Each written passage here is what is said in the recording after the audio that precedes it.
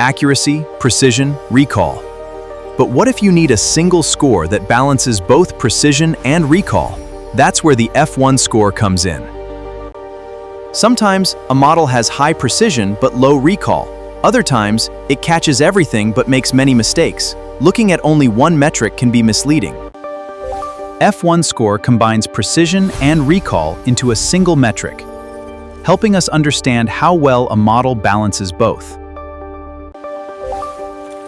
The formula is 2 times precision multiplied by recall, divided by precision plus recall. For example, if precision is 80% and recall is 60%, the F1 score is approximately 69%.